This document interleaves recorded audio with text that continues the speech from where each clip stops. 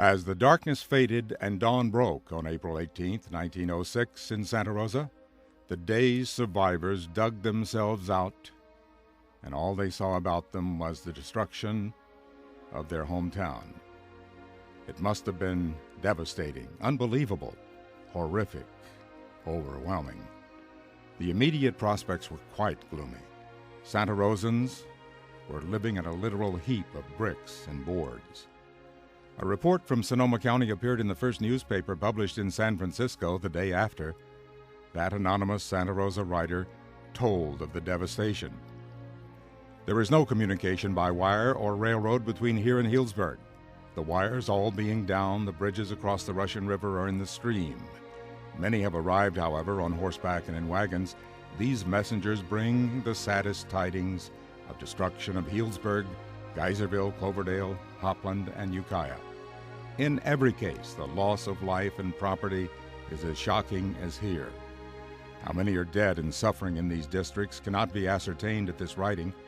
It seems that saying some are alive is the easiest and most accurate report to send to the outside world.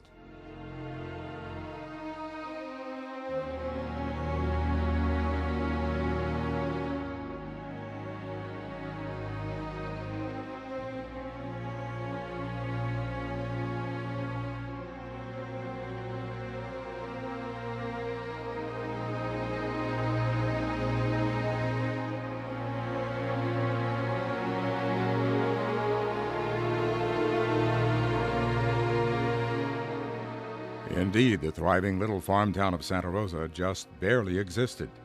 The powerful photographs taken that day and the days following are even more remarkable if you reflect on the emotions of the photographers struggling with the large, primitive, and complicated equipment a century ago. According to eyewitness reports that day, early in the morning, literally all survivors pitched in to sort out the mess, to help people get through the next few days and weeks. All over Sonoma County, residents picked themselves up, dusted themselves off, and got to work. Bodies, live and dead, were pulled from the wreckage. The living were comforted and treated. Metal beams and plates, pieces of gas pipes, and other useful materials were salvaged from the collapsed buildings. Everyone seemed to realize they were all in this together. But they were proud, defiant, in spite of martial law enforced by Petalima's National Guard militia. As if to defy the town's law, they refused to stay buried. The mood was a mixture of joy and despair. People believed dead were found alive. It's not so easy to kill a town either, as Santa Rosa was to prove in the days and months that followed. In a few days it became a vital and bustling community again. Its new history was just beginning. Surprisingly, considering that most of the brick buildings were destroyed and hundreds of residences were damaged, there were few people without a place to live and sleep. Most residents of damaged homes found shelter in the neighborhood boarding houses or private homes. As soon as the volunteer firemen extinguished the fires and the ruins had cooled, merchants started digging to pull out merchandise, damaged and undamaged, to stock their temporary stores. Old abandoned wood frame buildings were opened and swept out. Lumber that escaped the fires made hastily constructed shacks. Grocers sold every bit of salvaged food without raising prices or taking advantage of others. Everyone stood together. Max Rosenberg's Red Front store was back in business in just 10 days. His post-earthquake stock consisted of sales samples, 18 trunks of them, which had been found buried in the ruins of the St. Rose Hotel. The trunks themselves served as sales counters in the temporary store for more than a year. A call went out for the loan of invalids' rolling chairs for the injured. The Carpenters Union called a special meeting to mobilize for reconstruction. Doctors and lawyers dug through the debris, salvaged their files, and opened offices in their homes. Tents sprung up in downtown, and temporary buildings held offices and restaurants. Many of the neighboring farm communities escaped the devastation of Santa Rosa, and help began to trickle into the community. Things were moving quickly. On April 25th, the Press Democrat leased the lot previously occupied by a Chinese wash house on Mendocino Avenue, up near 5th Street. They salvaged a cylinder press and a supply of lead type and moved into their new quarters less than a week later. Work crews were organized all over town.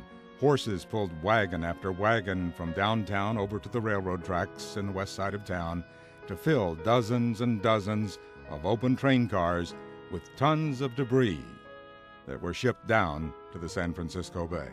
Life in Santa Rosa rapidly returned to business as usual. City officials set up headquarters on the sidewalk in front of the destroyed City Hall. County workers pitched a tent on the lawn of the collapsed courthouse. And only 12 days after the disaster, on April 30th, the schools reopened. And the very next day, the saloons, which had been ordered closed by the mayor, were all permitted to reopen. But martial law had not vanished, however, and the bars were forced to close at 6 p.m., about dark. By the time the saloons were revived, the Southern Pacific trains connecting Santa Rosa with Sacramento, Oakland, and points east were running on schedule. While we know that some residents left Santa Rosa following the earthquake, most everyone remained to do what they could.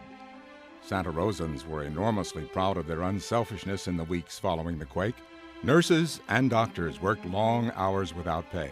Laborers and out-of-work store clerks all pitched in to rebuild. Almost everyone was broke with no jobs, so they helped each other. According to Gay LeBaron, one reason for their positive approach was strictly economic. No one wanted to spread the word that there was any reason for investors to be wary of Santa Rosa's future. The first official day of business after the quake was June 4th. After a series of city-proclaimed legal holidays making it possible for people to get their financial affairs in order. One of the main concerns of the city fathers was that the tragedy would not be the death of their city and its businesses, that the new town be better than the old one had ever been. Although few business leaders ever spoke the word earthquake, citizens were very jumpy from the hundreds of aftershocks that followed. The city council passed new building codes. Fire escapes were added to the apartment houses, and basalt blocks from nearby quarries became the building material of choice. Not only was the determination of the citizens widely known, so was the city's grim situation. National stories were published for years about Santa Rosa's courage in the face of disaster.